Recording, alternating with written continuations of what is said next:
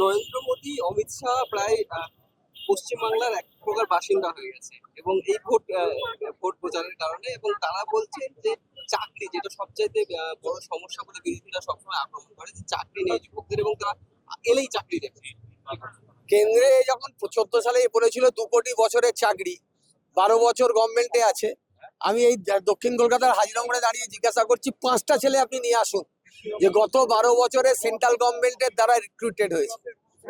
শুধু মুখে বুজরুকি বললে তো হবে না, আপনাকে তো দেখাতে হবে যে কোথায় চাকরি সেন্ট্রাল গভর্নমেন্টের হলো। 24 কোটি চাকরি দেওয়ার কথা ছিল, আপনি 24 জন লোককে দেখান। আজকে দক্ষিণ কলকাতার হাজিরামোড়ে দাঁড়িয়ে আছি খোলা মঞ্চে, বিজেপির যদি হিম্মত থাকে 24 জন ছেলেকে নিয়ে আসুক, ছেলে মেয়ে মিলিয়ে, যে এরা বেকাররা চাকরি পেয়েছে কেন্দ্রীয় সরকারে।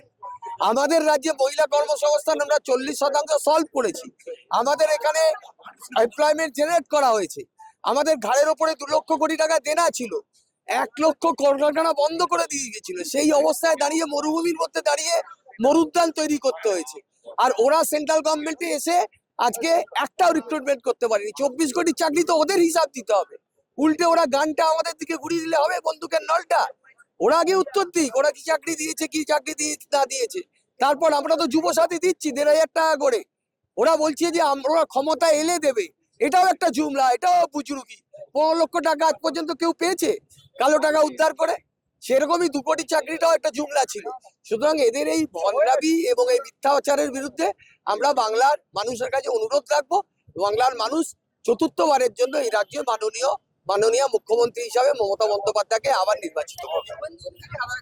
করছেন যে যে সমস্ত প্রকল্প কেন্দ্র সরকারের আছে, কেন্দ্র সরকারের প্রকল্প, সেগুলো স্টিকার চেঞ্জ করে পশ্চিমবাংলায় চালানো হচ্ছে। শুভেন্দু কোন কথাটা সত্যি কথা বলে বলুন তো? ওর তো পায়ের নখ থেকে মাথার চুল পর্যন্ত ভণ্ডামি আর মিথ্যাচার। ও বলেছিল ডিসেম্বরের ডেডলাইন, একটাও মেলেনি। সুতরাং ওর এই সমস্ত কথা বুজরুকি শুনে লাভ নেই।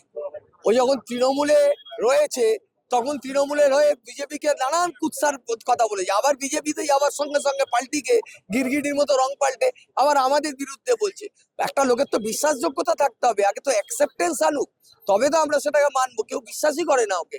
কাঁথির কাউন্সিলর থেকে মমতাদি ওকে মন্ত্রী করেছিল, বাবাকে এমপি করেছিল, ভাইকে এমপি করেছিল, আর এক ভাইকে পৌর প্রদান করেছিল। তারপরে পেছন থেকে ছুরি মেরেছে, বেইমানি করেছে, মমতা ব্যানার্জিকে মমতাজ বেগম বলেছে। এই ধরনের নোংরা একটা রাজনীতি করার লোক, তার কি উত্তর দেব?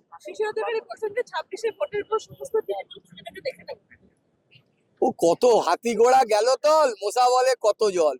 নরেন্দ্র মোদী অমিত শাহ গতবারে পারলো না, আর কে কোথাকার কি বললো কিছু এসে যায় না।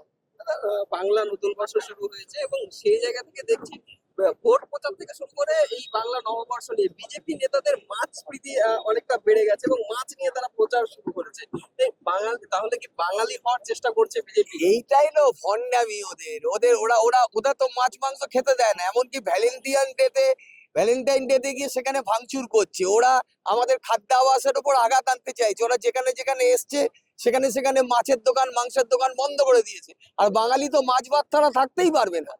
সুতরাং আমরা যেটা বলেছি সেটাকে এখন ডাইলুট করার জন্য হাতে মাছ নিয়ে ঘুরছে, এতে লাভ হবে না। আমরাই 4 তারিখে রেজাল্ট বেরোবে, বিপুল আসন নিয়ে মমতা ব্যানার্জি আসছে।